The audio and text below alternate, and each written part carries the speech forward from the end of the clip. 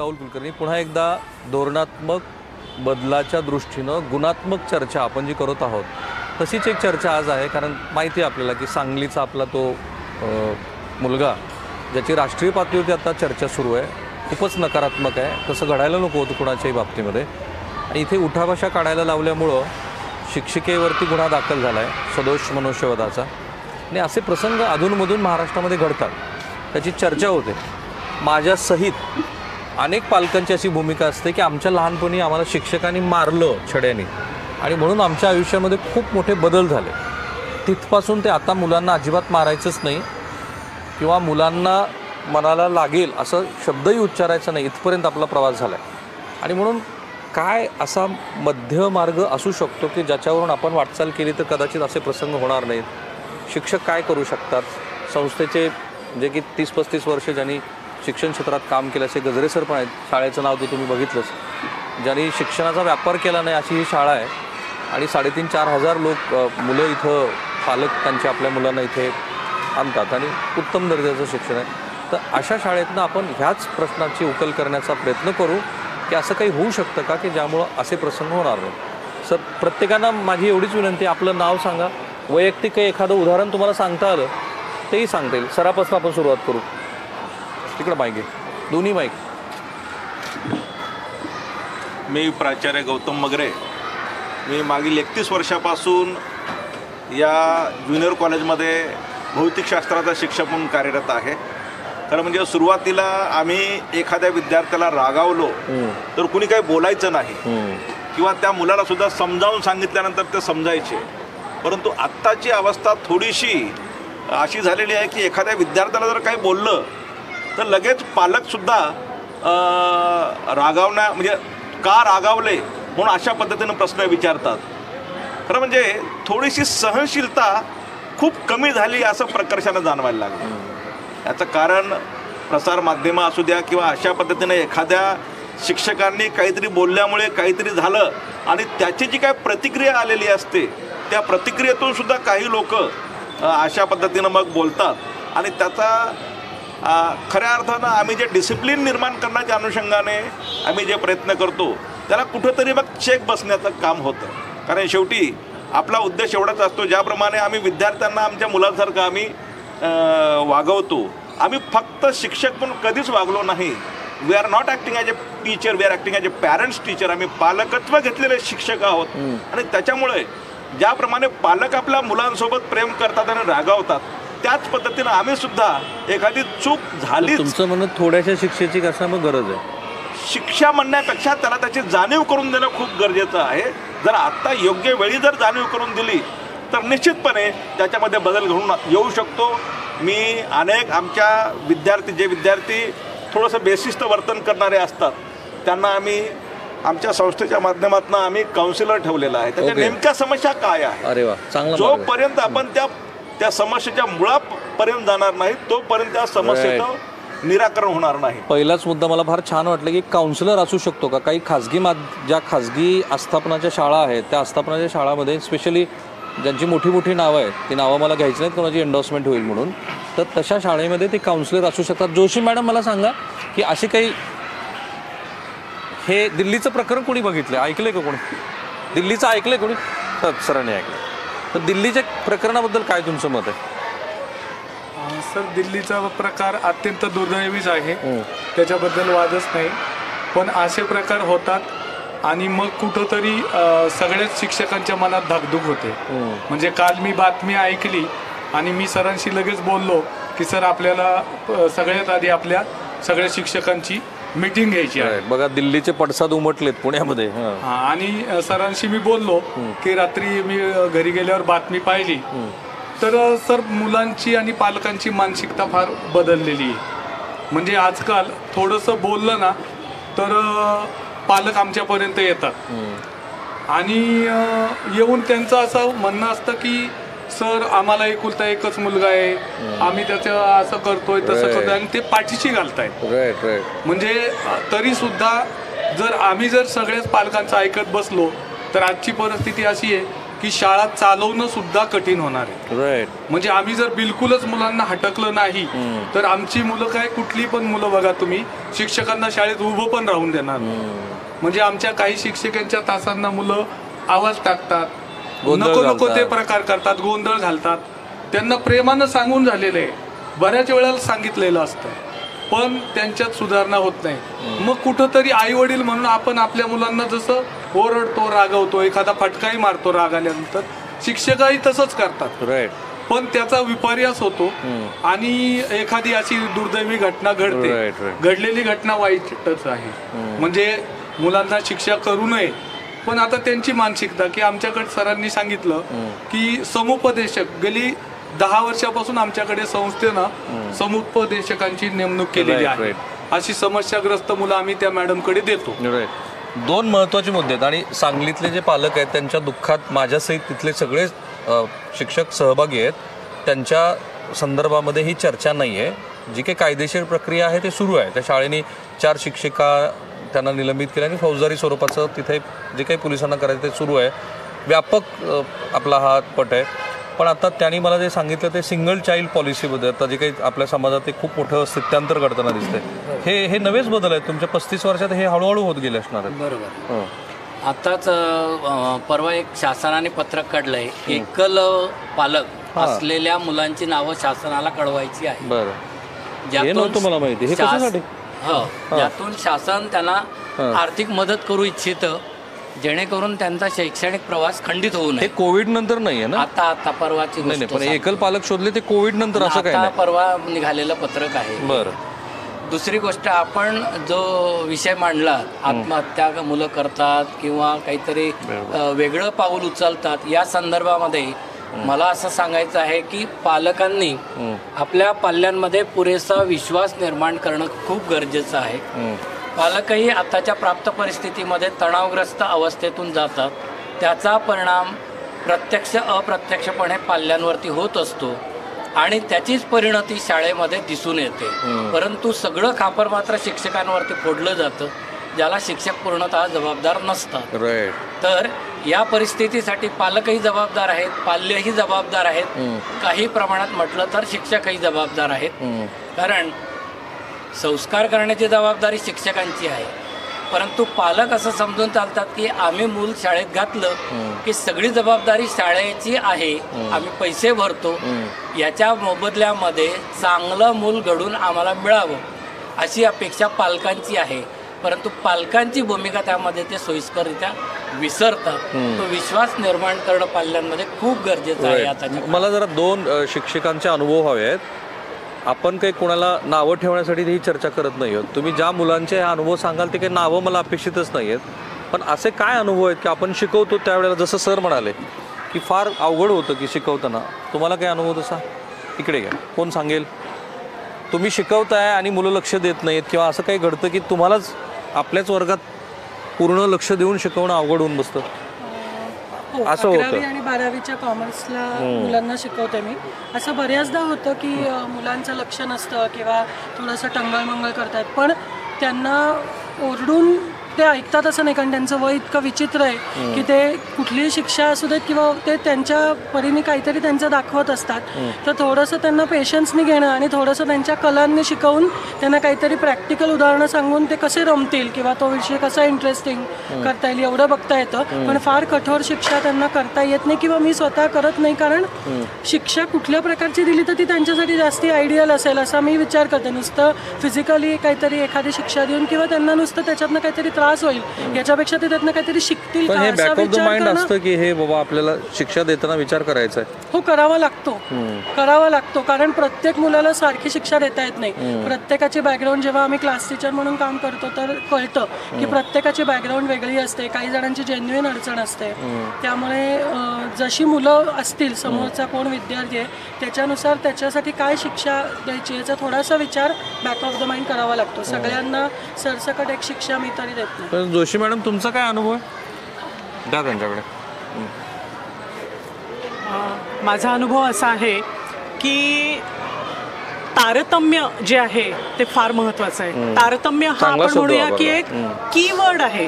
पूर्ण मोकळीक दिली आहे विद्यार्थ्यांना, किंवा खूपच धाक दाखवलाय की ते सतत तणावाखाली राहतील, ह्या दोन्ही टोकाच्या गोष्टी टाळल्या पाहिजेत. कुठे किती धाक लावायचा, कुठे किती मोकळीक द्यायची, यामध्ये सीमारेषात तुम्हाला स्वतःला वैयक्तिक तारतम्य आणि हे शिक्षकांना अनुभवातून येतं. ओके. दुसरं मला असं वाटतं की जेव्हा अशी एखादी घटना घडते तेव्हा फक्त जे प्रसिद्ध झालंय तेवढंच कारणीभूत असतं असं नाही. एखाद्या व्यक्तीचा जीव जातो काही उठाबशांनी, नक्कीच त्याला काहीतरी पार्श्वभूमी आहे. कोणत्याही घटना जेव्हा प्रसिद्ध होतात तेव्हा त्याच्या मागच्या सगळ्या पार्श्वभूमीचा आपण विचार केला पाहिजे. आणि त्यामुळे शिक्षण व्यवस्थेलाच फक्त जबाबदार धरायचं किंवा शिक्षा केली की सगळी मुलं असंच वागतील असं काहीतरी भीती. कारण एक प्रकारे जसे पालक धावती जीवनशैली अनुभवत आहेत, शिक्षक सुद्धा तेवढेच तणावाखाली आहेत, त्यांच्यावर सुद्धा अनेक गोष्टींचा तणाव आहे. फार महत्त्वाचा मुद्दा. त्यामुळे शिक्षकांना सुद्धा समजून घेतलं पाहिजे. पालकांनी संस्थांना, शाळांना, शिक्षकांना, विद्यार्थ्यांना सपोर्ट केला पाहिजे. आपल्या मुलांना आजी आजोबा, आपले जवळचे नातेवाईक. पण मला एकच मिनिट तुम्हाला थांबवतो. हे असंच चालू राहिलं तर पुढच्या 10 वर्षात काय चित्र असेल? एकतर दोन टोक, जे टोक आपण स्वीकारू की अजिबातच शिक्षा करायची नाही, तर मुलांना शिस्त, अनुशासन जे जीवनामध्ये महत्वाचं आहे त्याचं महत्त्व कधीच कळणार नाही. आणि अशी मुलं ही लेचीपेची बनतील. नंतर येणाऱ्या जेव्हा जागतिक स्तरावर आपल्याला आपण मुलांना इंट्रोड्यूस करायचं म्हणतोय, मग अनेक संकट समोर येणार आहे. जर अशी मुलं छोट्या छोट्या ह्यांनी खचून जायला लागली तर मग ती कशी तोंड देणार? तुमचं काय मध्ये शिक्षा करावी की करू नये आणि त्याचं स्वरूप काय? शारीरिक शिक्षेला खूप मर्यादा आहेत आणि शक्यतो शारीरिक शिक्षांकडे जाण्याची वेळ ही शिक्षकांवर येऊ नये. शिक्षक ते टाळतात. आजकाल सगळ्याच शिक्षकांमध्ये याविषयी जागरूकता आहे. शारीरिक शिक्षणाविषयी चांगलं प्रबोधन सगळ्याच पातळ्यांवर झालेलं आहे त्याविषयी. त्यामुळे जर कुठे एखादी अशी घटना घडत असेल तर ती तेवढ्यापुरती आहे असं मला वाटतं. त्याचं सार्वत्रिक तसंच चित्र उभं केलं जाऊ नये शिक्षकांच्या बाबतीत. त्यांच्या बोलण्यातला एक शब्द मला फार महत्त्वाचा वाटला, तो म्हणजे वयानुरूप. आणि तुमच्या ज्या आस्थापनेत तुम्ही काम करता तिथल्या अनुभवानुरूप तुम्हाला बऱ्याच गोष्टी कळतात कसं करायचं. पण इथे 2 तरुण शिक्षिका पण आहेत. तुमचा काय अनुभव? ऐकतात का मुलं? मुलं ऐकतात, पण त्यांना समजून सांगितलं तर मुलं कसं समजावून सांगणार? काय गाणी म्हणायची? नाही, म्हणजे असं तर नाहीये. पण मुलांना एकदम समजून घेतलं किंवा गोड शब्दात बोललो तरी मुलं ऐकतात. असं हे नाहीये की मुलं ऐकतच नाही. बरं, ऐकतात. पण कधी असे असतात मुलं काही की जे ऐकत नाही, ते त्यांच्याच ह्याच्यात असतात. तुमचा काय अनुभव घ्या? खरं तर पालक आणि शिक्षक यांच्यामध्ये सुद्धा म्हणजे संवाद व्हायला पाहिजे की शिक्षक काय सुरू आहे शाळेमध्ये, म्हणजे पालकांमध्ये मुलांमध्ये, त्यानंतर शिक्षकांमध्ये मुलांमध्ये, यांच्यामध्ये संवाद घडणं तेवढंच महत्त्वाचं आहे. की शाळेत काय सुरू आहे हे पालकांना माहितीच नसतं. पालक दोघंही जॉब करतात, त्यामुळे मुलांशी आणि पालकांचा तेवढा संवाद आता राहिलेला नाहीये. सो पालकांना पण तेवढी जाणीव. वर्गात तुम्हाला शिकवत असताना तुमचा वैयक्तिक अनुभव काय? माझा वैयक्तिक अनुभव मग त्यावरूनच मी सांगते आहे की काही मुलं जी अशी असतात, पालक नंतर म्हणतात की मुलं येत आहेत शाळेत रोज युनिफॉर्म घालून, आय कार्ड वगैरे घालून आलेले आहेत, पाल्य आणि पालकात दोघात संवादच नाही आहे. आणि शिक्षकांपर्यंत ते फार उशिरा पोहोचतं. जेव्हा शिक्षक सांगतात पालकांना की तुमचा मुलगा ॲबसेंट आहे, की आमच्याकडनं एखादा निरोप जातो, तेव्हा खरं तर पालकांना कळतं की आपला मुलगा शाळेपर्यंत तर जातो आहे पण शाळेच्या आत मात्र आलेला असतो. राईट. महत्त्वाचा मुद्दा तुम्ही मांडलाय. मला फार सरकारी धोरणाची गंमत वाटते. 2च उदाहरणं मी तुम्हाला सांगतो. मधल्या काळामध्ये या आपल्या ज्या मुलांना जे आपण देतो ना खिचडी वगैरे, तर त्याच्यात विषबाधेच्या काही घटना घडल्या. तर त्याच्यानंतर सरकारने एक परिपत्रक काढलं आणि मुख्याध्यापकांना त्याची जबाबदारी दिली आणि त्यांना सांगितलं की याची जबाबदारी आता तुमची आहे. किंवा सहलीसाठी काही मुलं गेली आणि त्यावेळेला अपघात घडले, तर त्याच्यानंतर पण एक नवीन परिपत्रक काढलं आणि त्याच्यात सांगितलं की मग पालकांची कन्सेंट तर घ्याच, पण शाळांची जबाबदारी असणार आहे की त्यांनी ह्या अशा कोणत्याही अपघाताची जबाबदारी स्वीकारायची. मग तिथे शिक्षकांना ती जबाबदारी दिली, मुख्याध्यापकावरती ती जबाबदारी दिली आणि त्याचा परिणाम असा झाला असं म्हणतात काही प्रमाणामध्ये नंतर शालेय सहलींना थोडंसं कमी झालं. पण मला दोघा-तिघांना तुम्हाला हेच विचारायचं आहे, त्यांचं असं म्हणणं आहे की मुळात पाल्य आणि पालक दोघांचाही संवाद कमी झालेला आहे. बरोबर आहे की अलीकडे पालक शाळेवर जबाबदारी टाकून ते शाळेची जबाबदारी असं पालक समजतात. मूल शाळेत टाकलं जातं आणि सर्व शिक्षकांची जबाबदारी असं त्यांच्या मनामध्ये येतं. परंतु विद्यार्थी या ठिकाणी आल्यानंतर तो कोणत्या परिस्थितीतून आलेला आहे, ती परिस्थिती वर्गात बसलेले विद्यार्थी काही शाळा शिकणारे आहेत, काही न शिकणारे असेही दिसतात. शिकणारे विद्यार्थी काय करतात, शांतपणे बसून अभ्यास करतात. न शिकणारे विद्यार्थी काय करतात, गोंधळ करतात. मग शिक्षकावर ताण पडतो. शिकवायचं का हे यांना सुधारायचं हा प्रश्न पडतो. मग न शिकणारे विद्यार्थी मस्ती करत असतात. मस्ती करण्यात तास जातो, वेळ जातो आणि मग शिकवायचं राहतं बाजूला, त्यांनाच आवरायला लागतो. हा सर्व वेळ असं दिसतो. पूर्वीचे विद्यार्थी कसं शिकण्याची मानसिकता होती, आता विद्यार्थ्यांना शांत बसवण्यातच वेळ जातो. पण असं का झालं, पूर्वीच्या आताच्या विद्यार्थ्यात काय फरक पडला? मानसिकतेत बदललेल्या ज्या परिस्थितीतून आलेला विद्यार्थी आहे तो परिस्थितीतून तो त्याच डोक्यात विचाराने येत असतो आणि इथं आल्यानंतर तो वर्गात मस्तीच करतो. त्याला सुधारायचा प्रयत्न करतो आम्ही प्रत्येक वेळेस. त्याला जसं आपण ग्रामीण भागात म्हणतो की एखाद्याला काटा टोचल्यानंतर तो काटा बाहेर काढायचा म्हटल्यानंतर हळूहळू तो काढावा लागेल. ते शिक्षकांना ते काम करावं लागतं. आता शांतपणे त्याची मानसिकता विचार करून त्याला बदलण्याचं काम शिक्षकांना काम करावं लागतं. म्हणून ही मानसिकता आता शिक्षकावर आलेली आहे. म्हणून अतिरिक्त जबाबदारी अतिरिक्त जबाबदारी आहे. बोला सर. एकंदरीत जर का विचार केला गेला की अशा घटना का होत आहेत, तर आपण काही प्रोफेशन्सला खूपच महत्त्व देतोय. बरं, IIT म्हणजेच सर्वस्व असं व्यावसायिक शिक्षणाला फार जास्त महत्त्व आहे. किंवा तुम्ही कुठलंही म्हणा की जरी माझं तरी पर्सनली असं मत आहे की त्या मुलाची आवड कशात आहे त्याने हे तर पुढचं झालं. हे उठाबशा करणं किंवा मुलाला अशा पद्धतीनं अपमानित करणं, त्याच्यातनं घडलेल्या ह्या 2 घटना आहेत. तुम्ही जे म्हणता तो अधिकच व्यापक पट आहे खरं म्हणजे. थोडंसं समजून सांगायला पाहिजे. ओरडलं तरी परत जवळ घेऊन सांगायला पाहिजे. किंवा तुला ते जमणारच नाही असं म्हणण्यापेक्षा तू अजून 1-2दा प्रॅक्टिस कर, तुला ते जमेल. राईट. एक मुद्दा मगाशी राहिला, हे जे तुमचे काउन्सिलर आहेत ते काय करतात काम नेमकं? खरं म्हणजे जे विद्यार्थी असं थोडंसं बेशिस्त वर्तन करतात त्याचं सर्वात महत्त्वाचं कारण असतं की काहीतरी त्याचे प्रॉब्लेम्स आहेत. आणि कौटुंबिक असू द्या किंवा त्याचे व्यक्तिगत प्रॉब्लेम असू द्या, त्याच्याशिवाय तो मिसबिहेव करत नाही. आणि मग जर समजा असा मिसबिहेव करणारा विद्यार्थी त्याच्या मुळाशी जाऊन जर आपण त्याची समस्या समजून घेतली आणि त्या पद्धतीनं त्या समस्येच्या अनुषंगाने त्याचं जर निराकरण केलं तर ते निश्चितपणे असे अनेक विद्यार्थी आम्ही पाहतो की जे थोडेसे डायव्हर्ट झालेले विद्यार्थी काउन्सिलिंगच्या माध्यमातून सुधारले आणि खूप चांगला परफॉर्म नंतर करताना आम्ही पाहिलेले आहे.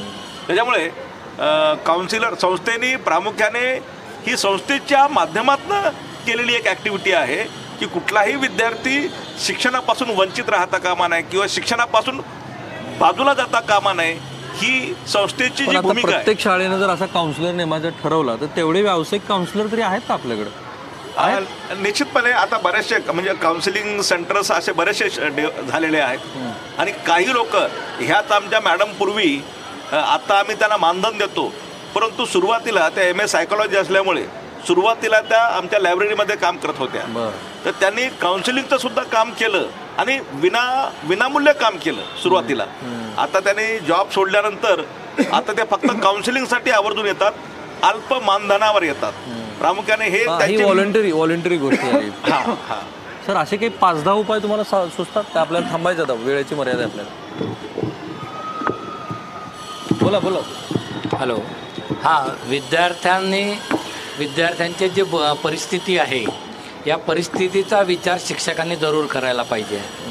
विद्यार्थी गैरवर्तन करतात, सरांनी सांगितलं त्याप्रमाणे त्याला परिस्थिती काही प्रमाणात कारणीभूत असू शकते.